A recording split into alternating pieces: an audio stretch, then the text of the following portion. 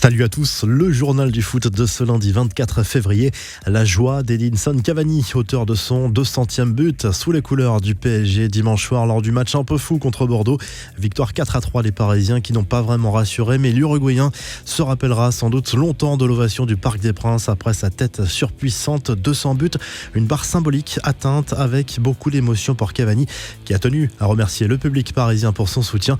Est-ce que je suis heureux d'être resté ? Oui, bien sûr, Paris, mes coéquipiers et les supporters m'ont beaucoup donné. À chaque fois que je suis sur le terrain, je donne tout ce que j'ai pour eux, a lâché le buteur parisien en zone mixte. Neymar, lui, n'a pas terminé la rencontre après ses 2 cartons jaunes, synonyme de rouge.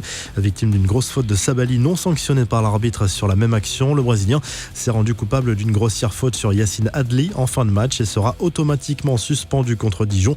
Thiago Silva est sorti sur blessure lors de cette rencontre et Thomas Tuchel est apparu plutôt inquiet au sujet de son défenseur victime d'une blessure musculaire visiblement.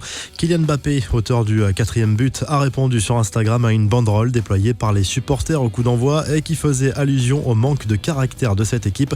Peur de gagner, point d'interrogation, a simplement écrit le champion du monde qui était cité sur cette fameuse banderole.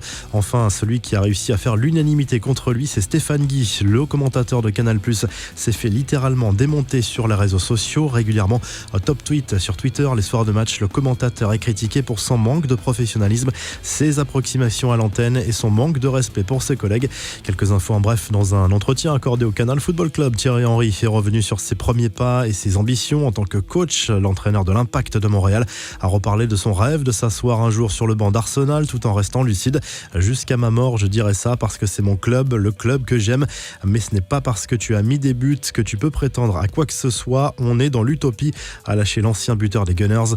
En catch, on appelle ça le coup de la corde à linge lors du match Rennes-Nîmes. On a vu un vilain geste d'Anthony Briançon sur Eduardo Camavinga, une manchette qui a réduit les crocos à 10 peu avant l'heure de jeu. Scène hallucinante en Turquie, insulté par les supporters de Fenerbahçe après la défaite lors du derby contre Galatasaray. Le président du club stambouliote a sauté des tribunes pour s'en prendre à ses détracteurs. Il a fallu de longues minutes pour que la tension retombe en coulisses. À 3 jours d'OL Juventus en Ligue des Champions et à une semaine du derby contre Saint-Etienne, les Bad Guns ont envoyé un message fort à Jean-Michel Aulas via une action au Groupama Stadium, puis un communiqué publié sur les réseaux sociaux. Les supporters estiment que le club perd ses valeurs. Occupez-vous des vrais responsables, le staff, les joueurs et votre communication, ont prévenu les Bad Guns. Enfin, voici les dernières chaussures de Kylian Mbappé qui ne manquent pas d'autodérision pour le coup. Le joueur du PSG a fait inscrire dessus Café Brioche, le quotidien d'un artiste, référence à un tweet de l'humoriste Thomas N'Gijol qui s'était moqué gentiment d'une réflexion du champion du monde juste avant un entraînement matinal avec les Bleus. La revue de presse, le journal L'équipe revient sur le match fou entre le PSG et Bordeaux dimanche soir. Honneur bien sûr à Edinson Cavani, auteur de son 200e but sous les couleurs du PSG. En Espagne, As fait sa une avec Eden Hazard qui a rechuté ce week-end. L'international belge manquera encore plusieurs semaines de compétition. Le joueur du Real Madrid traverse décidément une saison très compliquée. Du côté catalan, on se concentre déjà sur le déplacement du Barça sur la pelouse du Napoli ce mardi soir en 8e de finale aller de la Ligue des Champions. Les coéquipiers de Lionel Messi ont repris la tête de la Liga ce week-end. En Italie, la Gazette dello Sport revient sur les conséquences du coronavirus qui gagne du terrain dans le pays. Plusieurs matchs ont été reportés ce dimanche, dont le duel Inter-Milan-Sampdoria et le choc Juve-Inter pourrait se jouer sans public le week-end prochain par mesure de précaution.